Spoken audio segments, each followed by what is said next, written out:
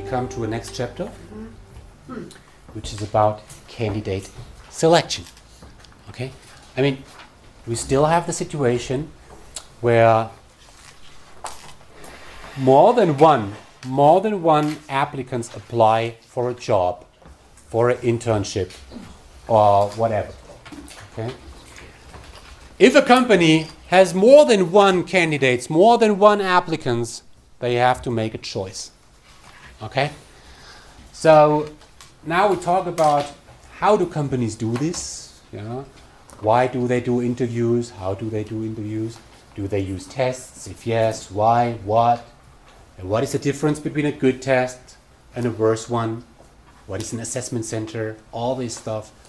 I mean, it's relevant to you because you should know this not only because you are a business student, you should know this because you will become a candidate too. Okay? So, these are our leading questions. We will look at the entire recruiting process from the application to the job offer, and we'll have a look at what will happen.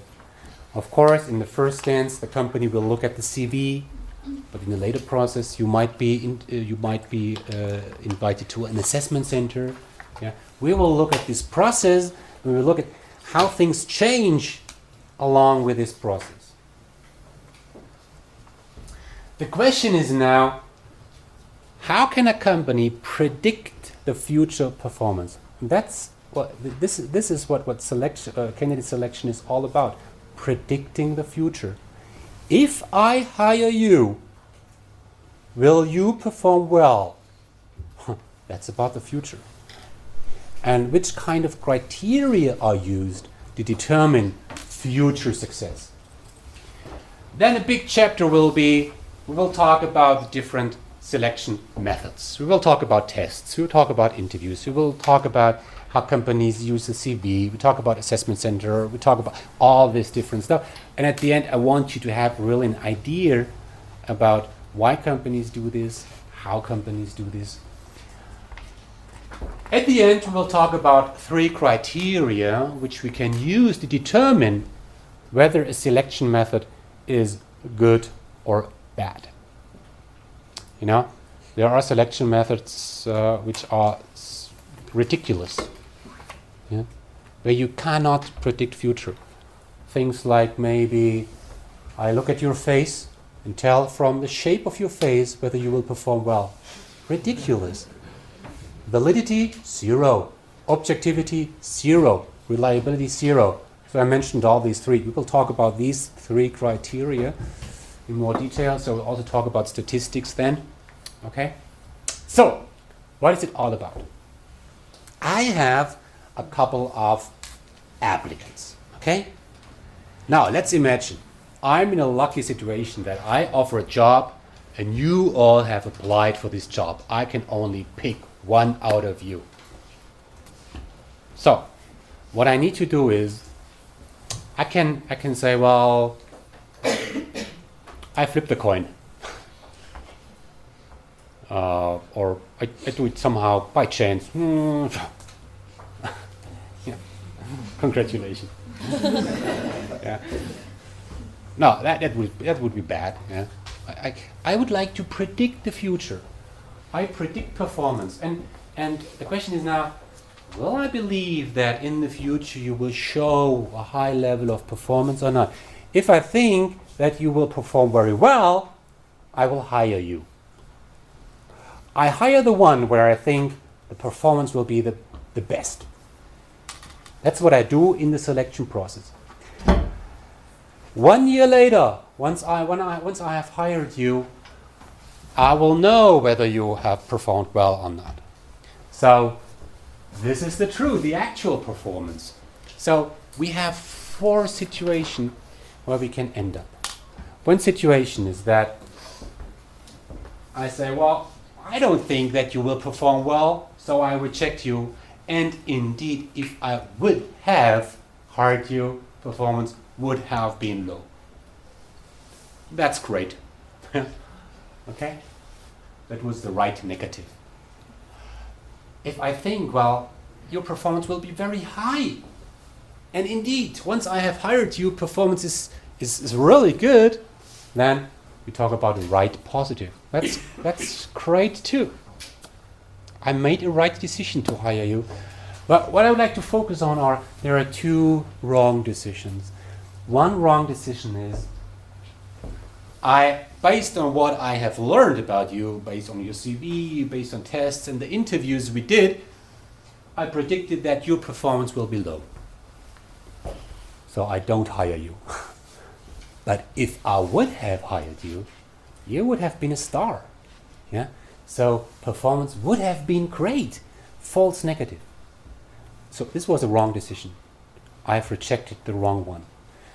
The other wrong decision is I predict that you will be a star. You will really outperform. But later on, you end up as somebody we name a warm body. What is a warm body? A warm body is somebody who just has died. Yeah, still warm, but rather passive. Yeah, a warm body. That's also a wrong decision.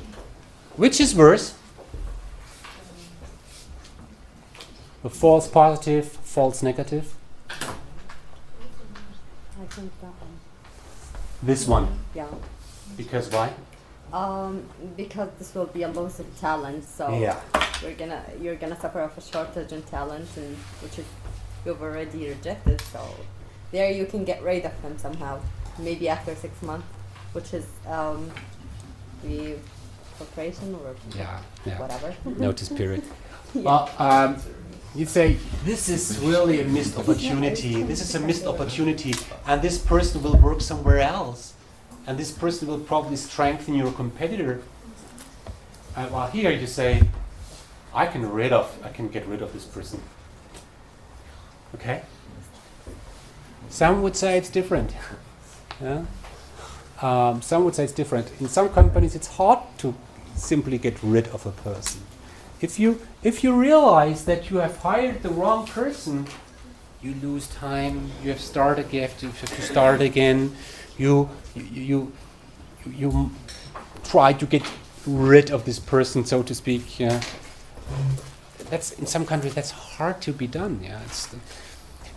You really have to do it during the probation period. Yeah, probation period. There you have the chance to more easily get rid of the candidate. But sometimes you realize after years that it was a warm body. So, I don't know.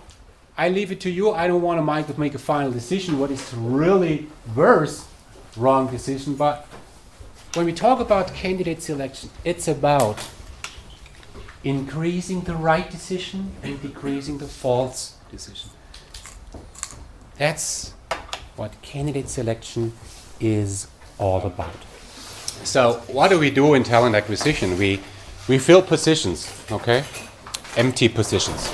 We name these also vacancies. A vacancy is a position in a company that is approved to be filled, okay?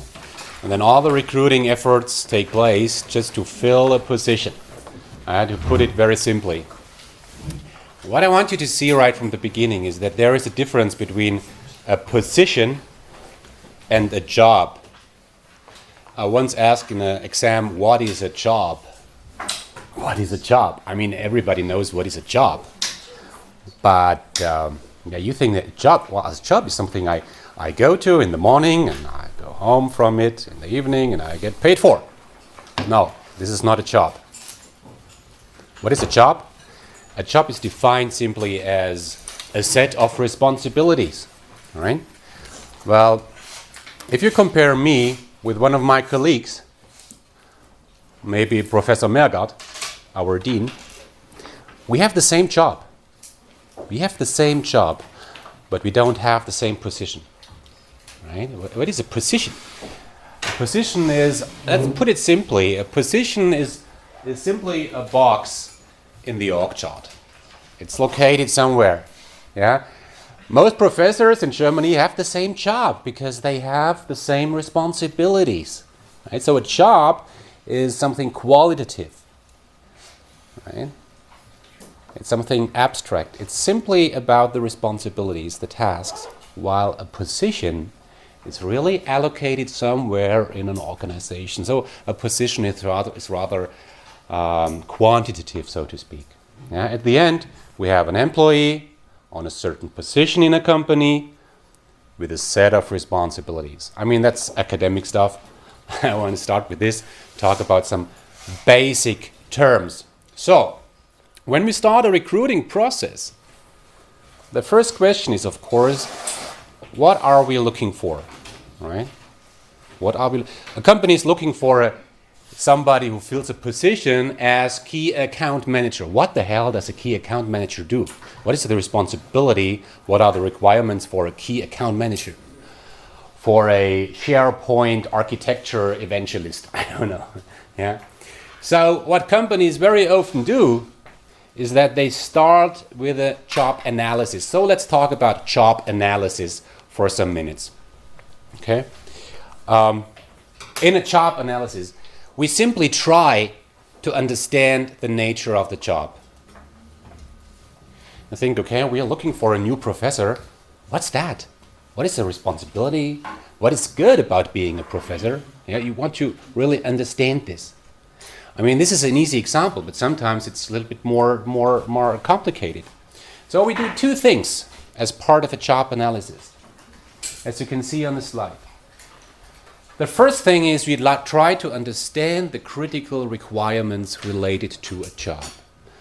Yeah? What are the required competencies somebody should have to successfully fill a position with a certain job, right?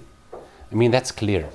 When you look then at some job description and then to some job ads, you will find these requirements listed, okay? But this is not the only thing. Beside the requirements, we also try to look at attractive elements, attractive aspects, I named it. Yeah? Because nowadays, in times of talent shortage, we sometimes have to sell a job. A company has to sell a job. I mean, what I tell to practitioners outside, to HR people, I say, well, look at current job ads. I mean, you can do this as a little exercise. Look at current job ads. You will find that the biggest part of most job ads are about requirements. Yeah, you need to be able to do this would be your task. And the question is, do you think you can fulfill these requirements? Do you think that you can meet all these tasks? If yes, please apply. And you will hardly find something written about why is this job a great job. But more and more companies learn to do so and say, well, the first thing we have to tell the people is, why is this job a great job? What are the attractive aspects of this job? Right? So in the future, in the past, we very much focused on requirements. And in the future, we also will look at attractive aspects. And how do we do this? On the top left-hand side of this slide, you find the critical incident. I will talk about the critical incident in a minute. I show you how that works. That's a very important technique. With regards to attractive aspects, I used to look at magic moments. Magic moments. I mean, what is that? You can ask somebody in any kind of job and ask him or her, what are the magic moments in your job? Give me an example of any kind of job you like. Teacher. Okay, a teacher. I mean, being a teacher has good sides and bad sides, really. Yeah. But if you would ask a teacher, Mr. Teacher, what is magic about your job? Are there any moments where you think, wow, that's great. That's why I love this job. Yeah. That's why I love to stand up in the morning doing this job. Do you have any idea? I know from my own experience, when I started learning French, I had to catch up with the class because I had to first learn German. Right. And my teacher still helped me, and he made it with me to an LK, and I got a really good grade in my Abiturprüfung, and he was ecstatic. Yeah. If you as a teacher can help people really to achieve something, Yeah, you make these people happy. Yeah, and that makes you proud. So these are magic moments, right? But let's look at the requirements. Here I have an example of a waiter, right? We could take any other example. I took here a waiter. Here the task is to understand what are the critical competencies somebody must demonstrate to be successful as a waiter. I mean, we all have ideas. Yeah, but if you really want to understand what are the critical requirements for a waiter, you must look at the critical incidents. What is that?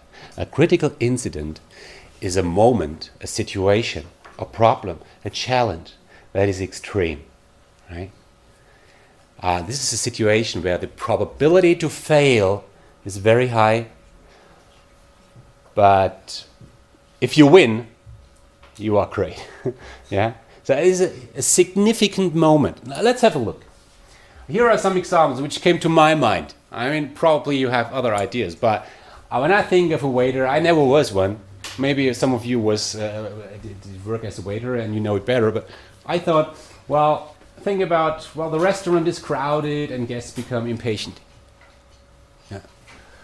Guests complain about uneatable dishes. A drunken group of guests with no money in their pockets. A guest is interested in minor details about a specific wine. What is about this wine?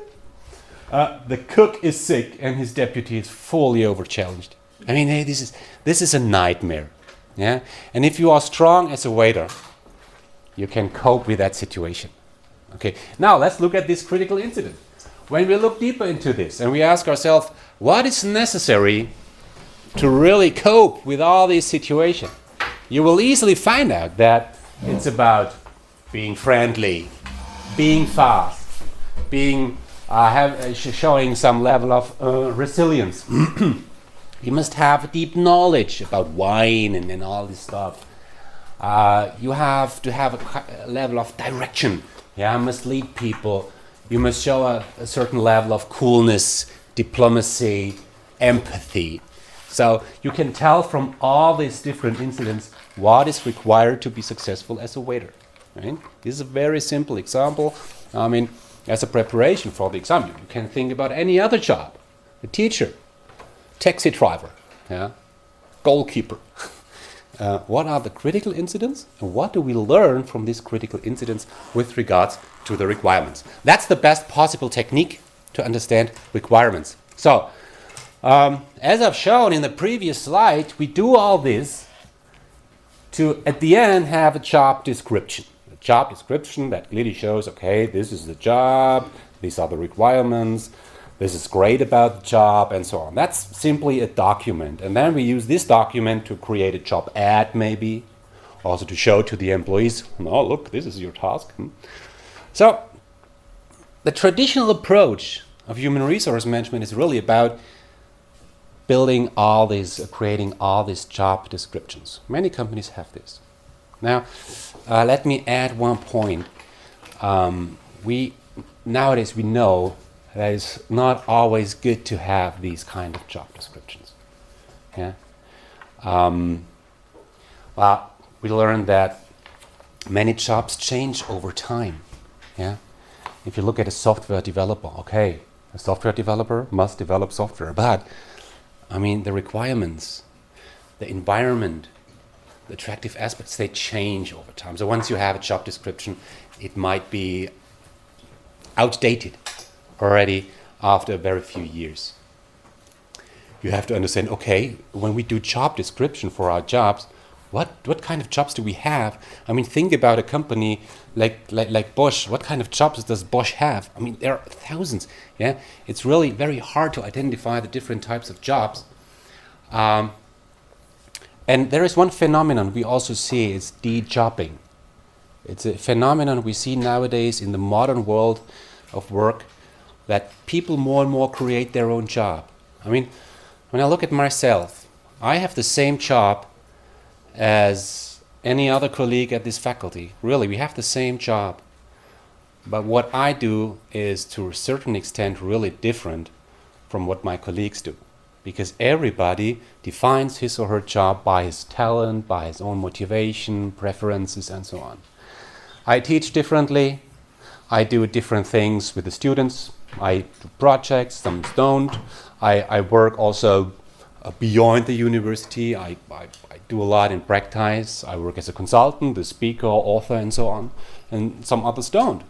Well, this is something individual. And we find this nowadays, that people define their job by their own, and that's great. Right? Bureaucracy. If you want to have job descriptions for all your jobs, that might lead to a certain level of bureaucracy. But the most important point related to job description is that this is not my job mindset. As you can see on this picture here, this is a good example for this is not my job mindset. Yeah? So if you have a company where people always refer to the job description, the company is a bad situation, really. People constantly say, oh, well, this is not my job. You asked me to organize the Christmas party. Is that written in my job description? No, so I don't do it. If you have people like this, you're in deep trouble, because successful companies have people that are ready to walk an extra mile. Yeah? So job descriptions, they bring in some clarity, are useful to a certain extent, especially for recruiting, but job descriptions are not always a very good idea. So, having shown this all around job analysis and job description, now let's talk about recruiting, right? Candidate selection. Here is a candidate. And what I want you to understand is that a candidate or an applicant is something quite complicated. There are many different dimensions. A candidate has certain knowledge, right? A candidate has certain personality, interests, motivation, competencies, talents, expectations towards the job, towards his life, towards the colleagues. Employees have certain attitudes. They bring in some contexts, relations to other social networks, and they have certain age, gender, and look. Yeah?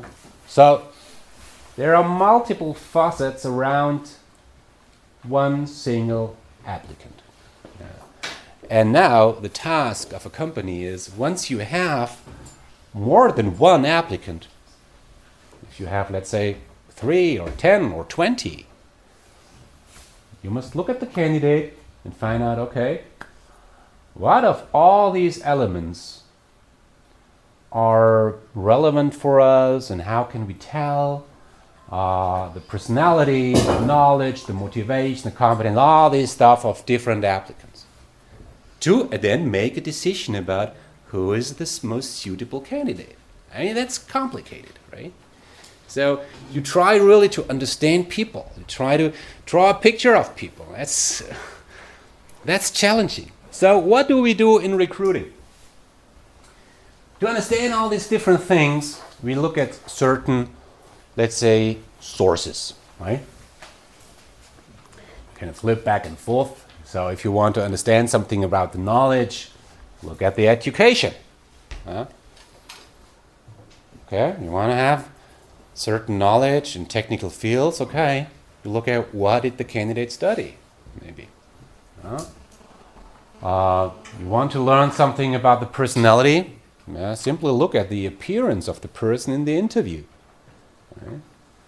You want to learn something about the competencies of a person, well, look at the CV. What did this person do in the past? You want to understand something around the talents of a person? We're going to talk about this topic in more detail later. You want to understand the talent of a person, his or her potential? You look at how this person developed in the past, former development. You want to understand about the age, the gender? Well, look at the picture. Now the question, of course, is that relevant? Can you look at the age? Can you look at the gender? Is that allowed? At least in Germany? Can you say, I don't take this applicant because he is too old? Can you say, I don't want this candidate because he's a man? No? You don't say it, but many people do it. They do it, but they don't say it. Oh, that's worse. Yeah. No, the rule is very simple. These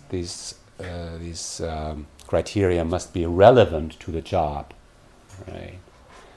So can you ask somebody about his religion? No, you can't. But if you have to fill the position of a pope, you must be Catholic, right? No doubt about it. Yeah, you want to have a model, yeah? Female, you have to have a female, right? Sorry. You know, for some jobs you must be female. Yeah, from some jobs you must be male. For some jobs you must be young. Yeah? But it must be relevant to the job, okay? I mean, this is a big chapter that relates very much to law. I don't want to cover this in more detail, okay? So, again, we want to understand about these different dimensions, so we use different sources. Yeah? We do interview, we look at the education, the CV, we look at the motivation letter to understand what is the reason why a candidate applied on this job at our company. So, now let's start. Here are two candidates. Candidate number 1. He's an engineer. He's intelligent. He's a team player. He's confident, result-oriented, ambitious, and creative. Okay? Great. This is candidate number 2. She's an engineer. She's intelligent. She's a team player, confident, result-oriented, ambitious, creative. Whom should we take?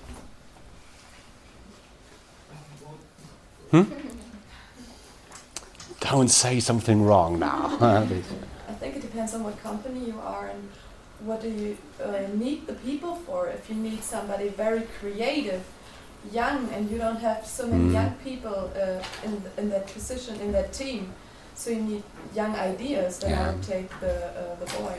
Okay. But if I need somebody who already has a lot of experience, I will take her. Yeah. Okay. So the difference between the two is the age. Yeah. So you can tell from the age, the gender. That's one point, the age and the gender, but that should not be relevant. Well, you said it depends. It depends, right? If I need somebody with a lot of experience for this job, it's relevant, so I can take a look at it. Okay. Okay. Okay. But don't you think that the different attributes, they feel somehow different when I look at this person versus at this person? I mean, both are ambitious. She is ambitious, he is ambitious, but it feels different.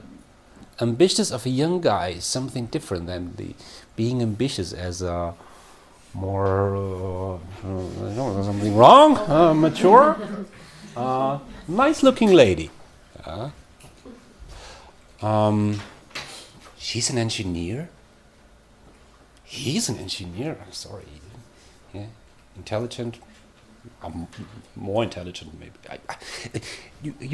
The point is that when human beings try to make a judgment about other human beings, we try always, unconsciously, to create a holistic picture. It's the person as a whole. We don't look at isolated attributes. Yeah, we make a complete picture. So it's something that relates to, in psychology we name it Gestalt psychology, Gestalt psychology. It's that we always create a holistic picture. So the point is, when human beings make judgments about other human beings, we can't be very rational by nature. Yeah. We are not built, when we can say so, we are not built to be really rational, really objective when we make a judgment about other people, right? So let's have a look at some biases. And this is really important. When a human being makes a judgment about another human being, some typical biases occur, biases that lead maybe to wrong judgments. One is first impression. The first impression is a very important effect. I mean, in earlier days, let's think about it's a couple of thousand years ago, when a person walked through the wood or through the countryside, and it was only countryside, you walk there, and there were not so many people on this world as today, you suddenly meet somebody. The first thing you had to figure out is that person an enemy or not? Yeah? So you really have to make a judgment in very few seconds. And you do this all the time.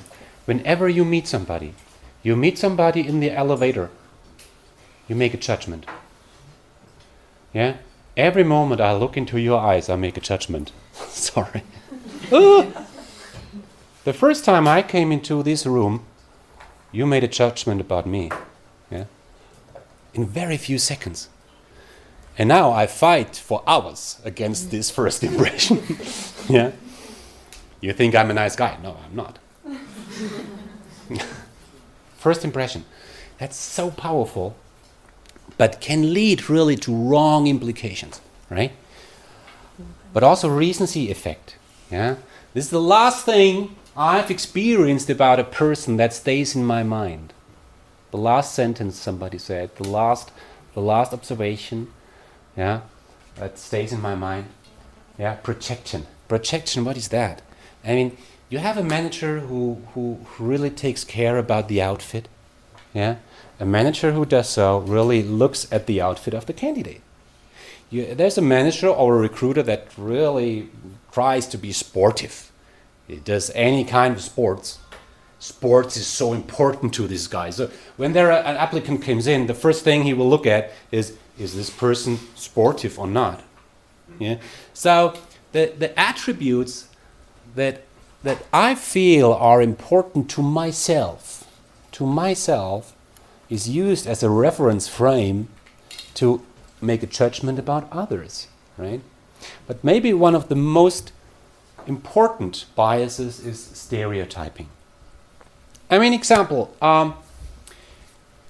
you tell your friend, oh, I have a new boyfriend. Oh, great. He's an Italian. Okay.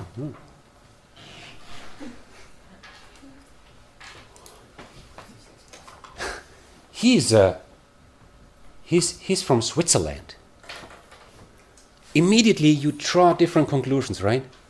If you like it or not. But somebody from Swiss is a different person than somebody from Italian. In terms of whatever. I have a new boyfriend. He's studying computer science. I have a new boyfriend. He studies business with a focus on marketing.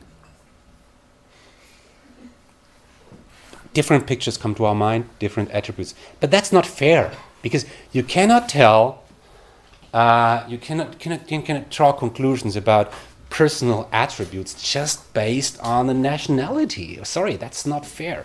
But we do so. That's because we as human beings, we try to reduce the complexity of our social environment. I mean, every day you meet thousands, hundreds of people, and you must make immediate judgment about these people. Otherwise, you would get lost.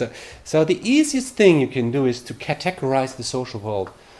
There are male, female, there are older, there are younger, there are Italians and there are Germans. And you draw conclusions about these different categories. We do this. We do, whether we like it or not, whether it's fair or not, we do this. This is a very important effect. I mean, we must really take care of this. Contrast effect. Imagine, at the end of this class, I will have a bunch of written exams. Now imagine, I come to yours. Right? Would you prefer that the exams which I have reviewed before are great, or lousy. You want them to be lousy, right? Because, oh, so lousy. Oh my God, oh my God, oh my God. Now it comes yours. Maybe your exam is just, it's okay, but I feel it's great. Because compared to the previous one, it's really genius. Yeah, that's a contrast effect. Yeah, we adapt our expectation level, yeah, through our expectation. If you have a couple of applicants coming in and they are all lousy, then somebody comes who's just okay. We found that this candidate is great compared to the others, right? And then the halo effect. This refers to what I already said. We create an overall picture of a person. So I feel as a recruiter, well, this guy is great. Man, that's a great candidate. You ask me about his team ability. Is this person a great team player? I don't know, but he's a great guy. He must be a great team player. Even though I don't have any clue about his team abilities, right? This is a very typical effect. So, what is the message? Of course, I want you to understand these different effects. And I want you to have some own examples on these. But my main message is, as I already said, when human beings, recruiters, managers, HR people, when human beings make a judgment about other human beings, there are some biases that lead to wrong judgments, right? And that increases the risk of either hiring the wrong one or rejecting the right one. Okay, that's why we use some methods to be more objective. Yeah, not to walk into these traps. Okay, now this is how a recruiting process looks like. Okay, very roughly spoken. At the beginning, we have some applications coming in. That's really traditional perspective now. At the beginning, you get some applications.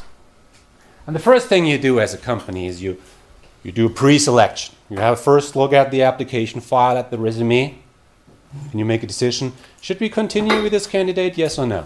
It's really a yes or no decision.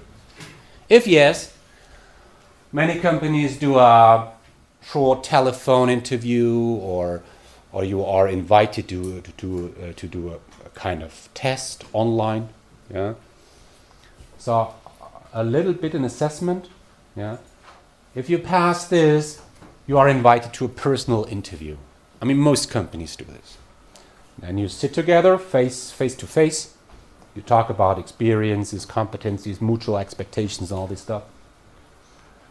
If you pass this, many companies have a more intense step where they really look at your competencies, your talents and everything, which might be happened in a so-called assessment center. This is really intense. You spend maybe an entire day doing totally different exercises together with other people, and the company tries to understand really multiple attributes about you. Please. Might the personal interview and the assessment center change? Because all the companies I've been to, they do it the other way around. Okay. They first do the assessment center and then the personal interview. Okay. This is not how it looks like in every company, right? This is really a very traditional, the textbook style of approach, right? I know that some companies do it the other way around, yeah. But the point is, and this is what I want you to understand, is that there are some systematic changes from the beginning to the end. First, what do you think? How much time does a recruiter take to review a resume? How much time, on average? 5 minutes. Yeah. What do you think? 5 minutes. 5 minutes. Oh, that's less, huh? I heard something about seconds. Yeah, 5 seconds. 5 seconds. Average. Average. And if they think it's okay, they will take a longer look at it. Okay. I think On average. on average. Yeah. So, from what I know from research, it's on average about 11 seconds. 11 seconds on average. I mean, sorry, you take so much time to prepare your resume, yeah? And then it comes to the recruiter looking at this 11 seconds. How can you, I mean, remember all the things I just have said, the complexity of a candidate, the judgment biases. How can a person make a judgment about another person in 11 seconds? You can't. You just look at some critical cues. So you want to fill a position of a software developer, and you have a candidate, and you look at the CV, and an educated, experienced recruiter looks at the CV for a second. He sees, okay, this person had a great career as a gardener. Reject. Experienced recruiter can tell within seconds whether there is a chance for this candidate or not. Yeah. But the point is, it's not really valid. It's not so valid. We talk about validity later, what that is, but it means that is it really the right decision? You can't be sure at this point of time. It's not flipping a coin. It's more than this. But it's a not very valid, reliable, objective method. But the positive thing is, looking at the resume for some seconds, that does not cost much. Yeah, that's really efficient. So at the beginning of the recruiting process, for many companies, it is about efficiency. Yeah. How many applications does a company get? What do you think? Yeah. You can't know, but there is a rule of thumb. The rule of thumb says that a company gets as many applications in a year as they have employees employed, right? So if you have a company, 2,000 employees, how many applications do they get in a year? Say, roughly 2,000. Is that much? 10 a day. Look at a company like Siemens, 440,000 employees, 500,000 applicants every year. These companies really try to be efficient at the beginning. It's about efficiency. But the more you progress in this process, the less applicants are in play, the less applicants you really consider, and the quality and the cost of the selection method increases. Yeah? While here at the beginning, when you look at the application, it's 11 seconds. But at the end, an assessment center, that's a day. But at the assessment center, you just look at a few candidates. So the amount of candidates which stay in the play decrease over the process, but quality costs increase. So we have some numbers here. These are just roughly estimated ratios. Okay, it tells that you get 10 applications, so that one applicant really pass through the first step. You have to do 2 telephone interviews to, at the end, have one single candidate which you invite to a personal interview. You invite 5 people to interview, so that you invite one of these to the assessment center. You can now calculate how many applicants you should need at the beginning to have one single applicant who takes the offer. Okay? And that again is the problem we already talked about. Companies, for critical positions, companies don't get so many applications so that they really can select through the process. So at the end they have the one single perfect candidate. Okay. So now let's have a look at certain criteria. And I have prepared a table on 2 slides where I show you an overview about different selection methods. Okay. This is a table which you should not learn by heart. Okay. I will not ask you about the size of the circles in these different boxes. Yeah. But you should understand why we believe that an assessment center, for instance, is more objective than an interview. Yeah? But you will be able to do this when you follow my input, my presentation. Okay, so let's look at some of these. We're not going to talk about resumes in more detail. I mean, you know what a resume is. Bewerbungsmappe, or an online application. That's a resume. You know what that is? But then we have tests. We're going to talk about tests in more detail. And when we look at tests, we have two different major categories. One category is about personality test or trait test. It's a personality. With personality, there is nothing good or bad. Personality is as it is. Yeah. The other category is ability tests. Yeah. Here you can be strong or weak, right? For instance, cognitive ability, intelligence, you can be strong or you can be weak. So we have physical ability tests about your physical power, maybe, yeah. While cognitive tests about your mental capabilities, right? We're going to talk about these different tests and how they work. Biographical questionnaire. That's something very simple. There is one idea behind this. It's based on a very simple but valid law in psychology that says the best predictor for future behavior is what? Is past behavior. That's because we believe that people don't change so much. So if you want to understand how people are going to behave in the future, just look at their past behavior. That's a simple idea. So you want to hire somebody for a sales job, okay? Ask the person about his or her behavior and success and strategies in the past, right?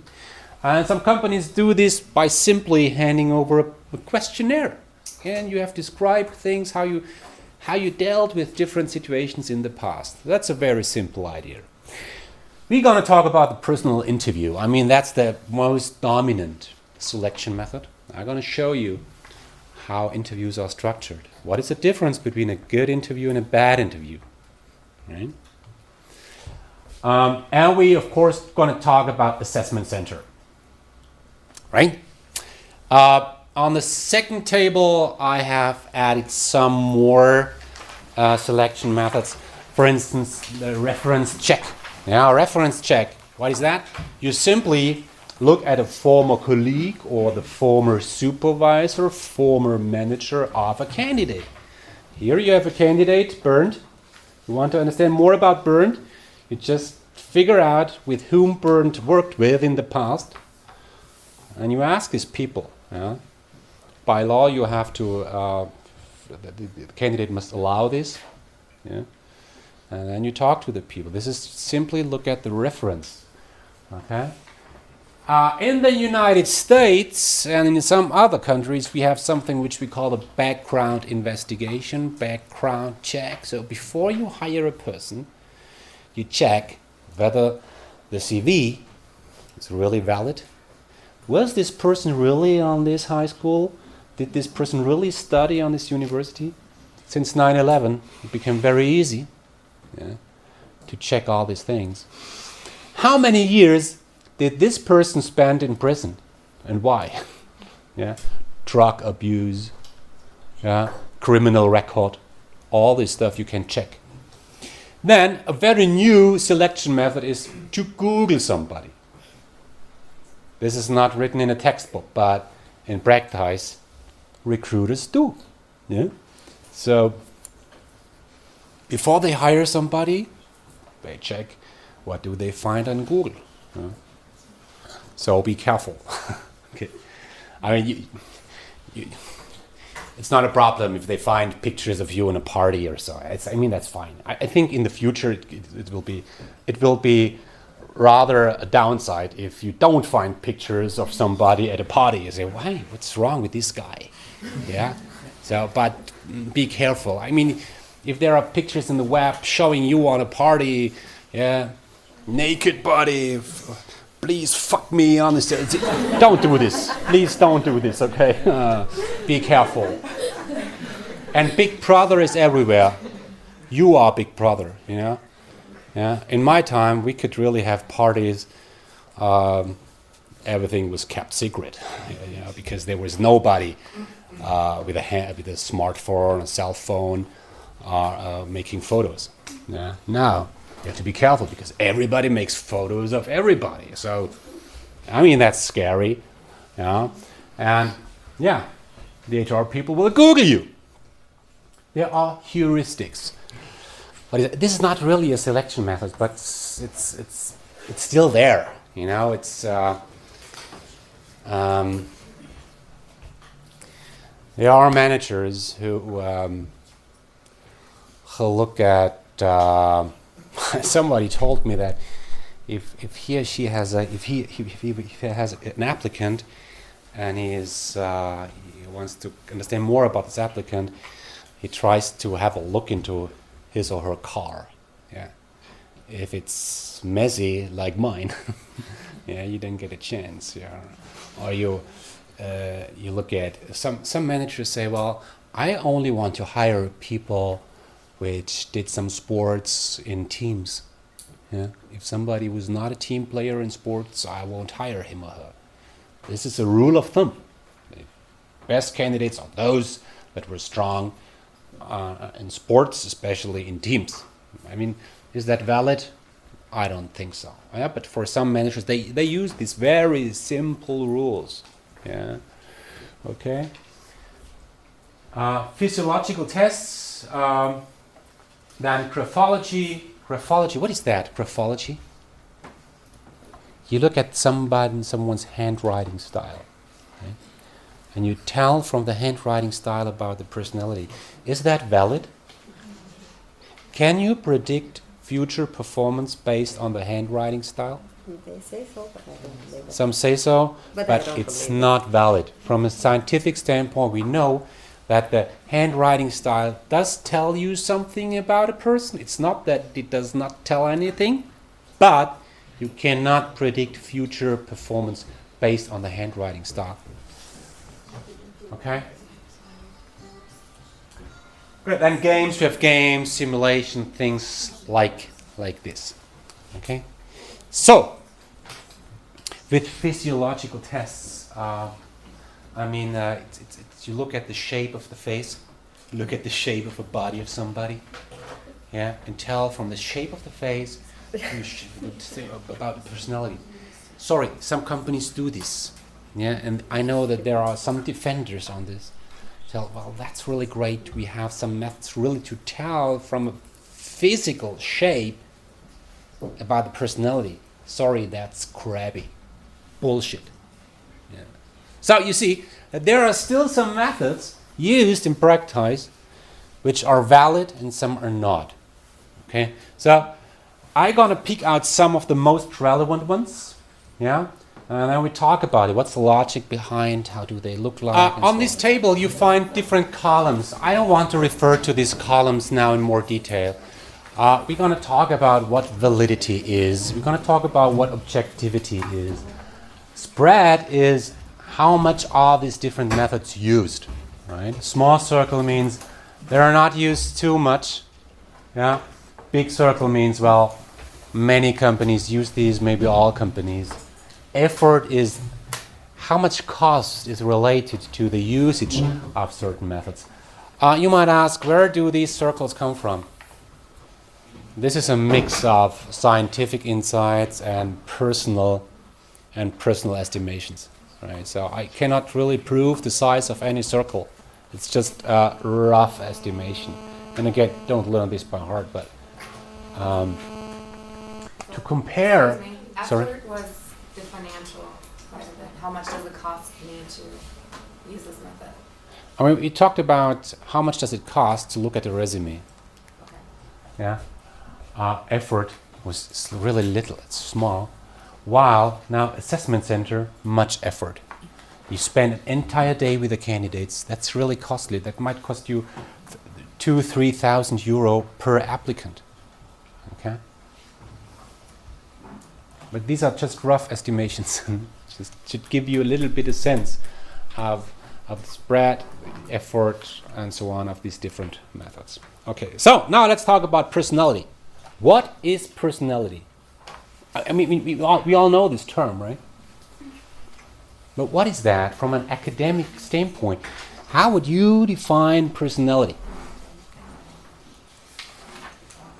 Do you all have one? Yeah. Silly question. I lost my personality. Oh my God. What is personality? Okay. Do you think that it could happen that in the morning I have a different personality than in the evening? No, that does not relate to personality. That is mood. That is whether you're drunken or not. This is a different story. Personality is something very stable. It's something meant as stable. Over years, I mean, if you're going to meet your classmates in 10 years, you know what your signature experience going to be? You think, oh, well, my classmate John, now after I meet him 10 years after study, he did not change. Still the same behavior, the same sense of humor, the same bad jokes. This is typical experience that you feel that people don't change. They are very stable on this. So this is personality. Personality is very stable. But still, what is personality? For me, it's the way people handle situations. Yeah, it's the way people handle situation, any kind of situation. Think of a party. I mean, you can predict the people which you know how they're going to behave on a party. Some will be the first on the dance floor. Some will be the last on the dance floor. Some will never, ever enter the dance floor. Some people even don't show up at any party, while others you will find on any party. So, personality are behavioral patterns which are stable and which we show in certain situations, right?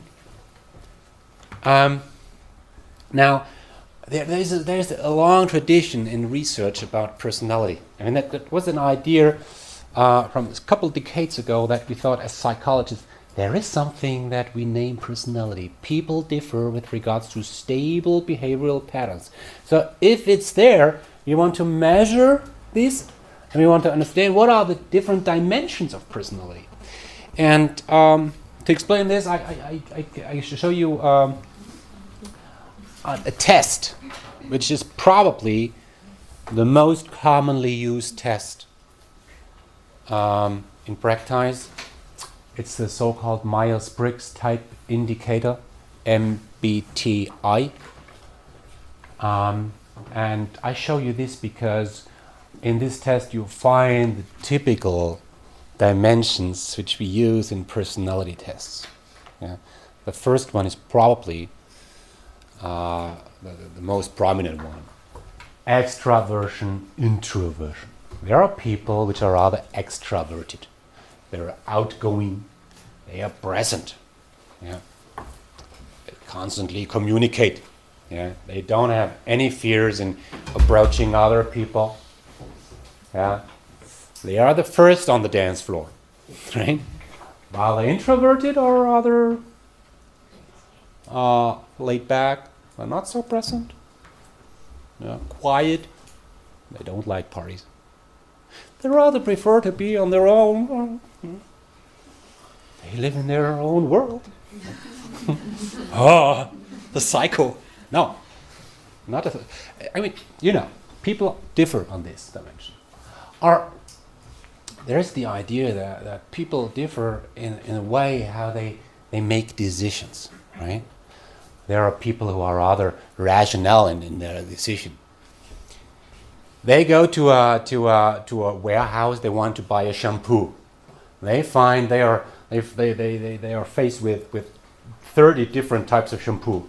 Yeah, they take their iPad, create an Excel sheet, and type in all the criteria which are relevant for buying a shampoo. Then they compare the different types of shampoo. And then they calculate the right decision. And after 6 hours, they make a decision. I take this shampoo. this is definitely the best one for me, and I can argue based on 17 criteria. That's very extreme. But there are people who are really structured, think before they act. They don't act spontaneously. When they buy something, they buy a digital cam. They take weeks to really understand what types of... Yeah. They visit thousands of websites. Yeah. While others say, oh, I should buy a digital cam. Take the smartphone, Amazon. Oh, there's one, I like it. Buy. Some decide rather based on what they think. They decide with their brain, while others decide rather based on gut feeling. Bauchentscheidung. Yeah, based on feelings. Yeah. Some are very structured in judging situations and people. Yeah. Others are much more holistic. Yeah. So I just show you because these are typical dimensions which we have. The most important one really, which I want you to understand, is the difference between extraversion, introversion. So what's the problem with personality tests? I mean, just imagine you apply for a sales position, right? And you know that you have to sell. You have to go out, meet people, build networks, convince others, be present. Yeah. And now you have to do this personality test. And you know that at the end, the result must be that the company believes that you are extroverted, because it's better to be extroverted in a sales position, in a sales job, to be more correct. So what will you do? You probably will not answer every question in the right way. I don't want to say that you lie, but try to draw a picture about yourself which is not actually you, but that brings you in a better position, right? But those who have created those tests, they were not dumb. Yeah, so they have included some questions that measure a different dimension. Your tendency to draw a positive picture about yourself. Yeah. So, if you are ever asked in a test a question like, "Did you have you ever stolen something?" What will you add? What will you answer? Yes. You say, please, yes. Yeah. If you say no, you're a liar. Yeah. Now you come and say, but that's true. I've never stolen something. Come on. Never stolen something. Or, if I'd be sure when I use a tram, I will not be controlled, will you buy a ticket? If you're asked something like this, you say no. Because if you say yes, you're sorry. Yeah? You're either idiot or I don't know. See, but I would buy a ticket because from my ethical understanding.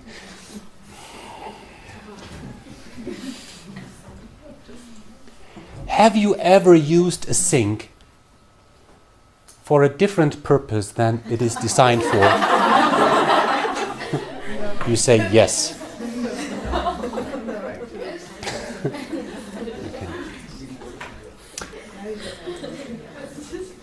This is an ability test. Now when we talk about ability, aptitude, competence, certain skills. The difference to personality is that there is a strong end and there is a weak end. Well, personality is as it is. There is not that it's a good personality, bad personality. Yeah, it makes no sense. People differ and that's fine. But with abilities, there is a strong end and a weak end. Now, a weak end. This is a test about your ability to concentrate on something. A very simple test. It's really genius. The idea was, you get a booklet, some pages filled with such kind of weird signs. You find P's, B's, D's, and Q's, right? With 1, 2, 3 lines above, below, above. Your task is that you check all the D's with 2 lines, either both on top, both below, one on top, one below. All the D's, only the D's with 2 lines. Yeah, and you have an entire booklet, and now there are 2 versions. The one version is you have to complete the entire booklet, and then 2 things are measured: how fast were you, and how many failures did happen. Or you have a predefined period of time, let's say 8 minutes. We get the booklet, and let's just check how far you can go and how many failures you make. And then you have tables that clearly indicate, okay, that was your speed, that's the number of your failures, your concentration level is this.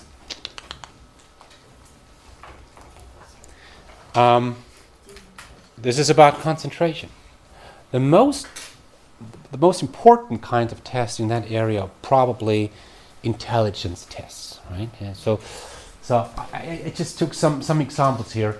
You will find in almost every test about intelligence the task on the right hand side. So you get a sequence of numbers, and you must figure out what is the next one. 1, 3, 6. Yeah. 12. What do? You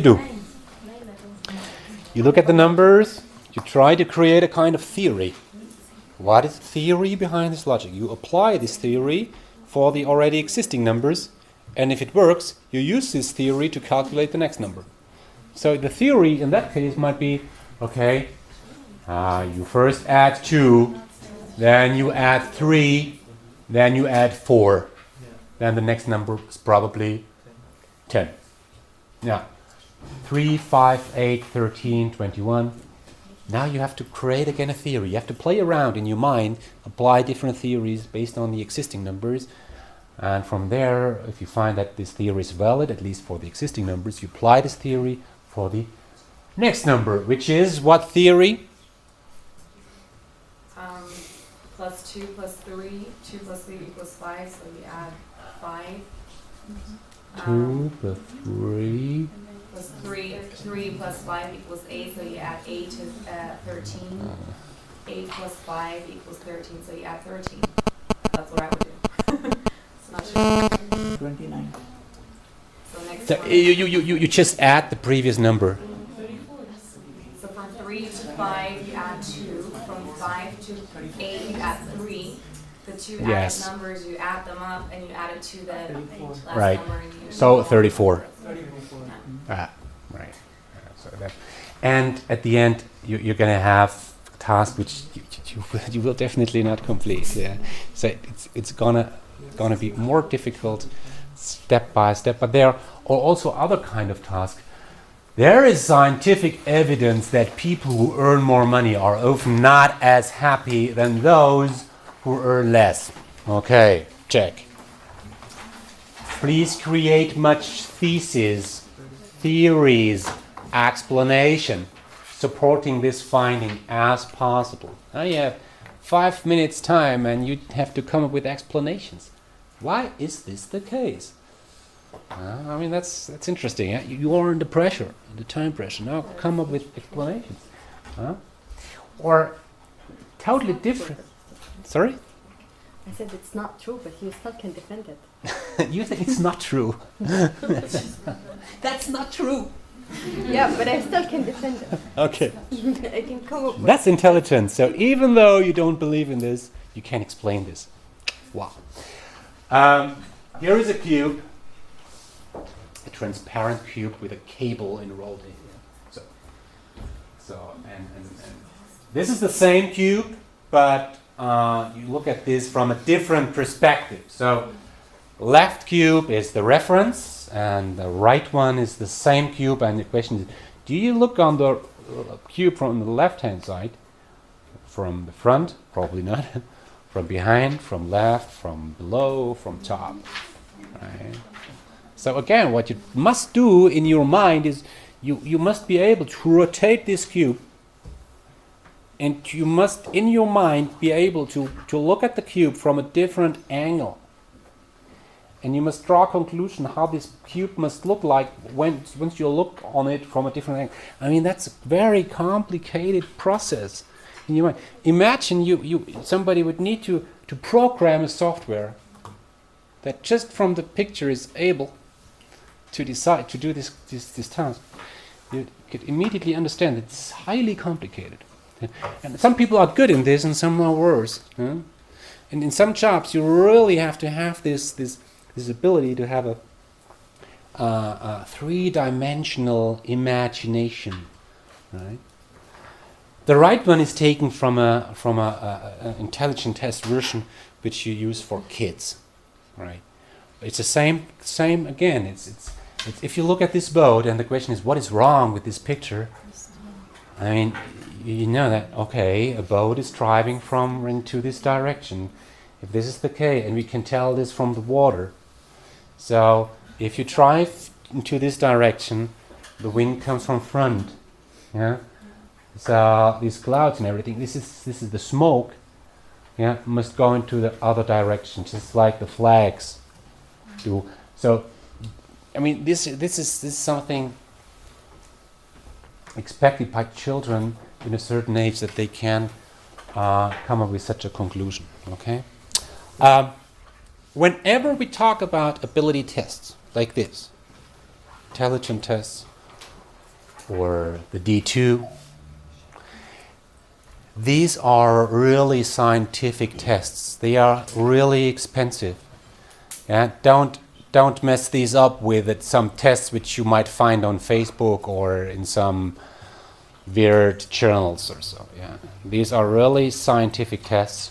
Yeah, and they are created. There's a lot of research behind. Yeah, please. Yeah, but these tests are not only used for concentration tests for employees. They are also used in a seriously psychological IQ test. So people use this test like this D2. I had to do to get my IQ measured. So. Okay. You have done the D2 as part of the intelligence measure. Okay, I didn't know this. Okay, interesting. Yeah, right. For different purposes, you find tests like this. If you want to become a pilot, you have to do tests like this. If you want to become a physician, yeah, in earlier days in Germany, you had to do this Mediziner test. So actually, this exercise, this task, this item, is taken from the Mediziner test. For people I want to study medicine. Yeah.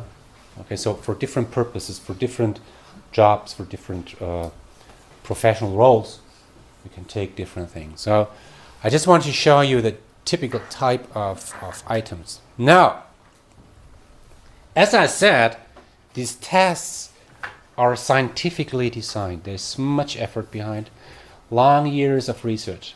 Yeah? And especially intelligence tests are designed in a way that you can really tell from the overall test score how good you are. So, just a question to you.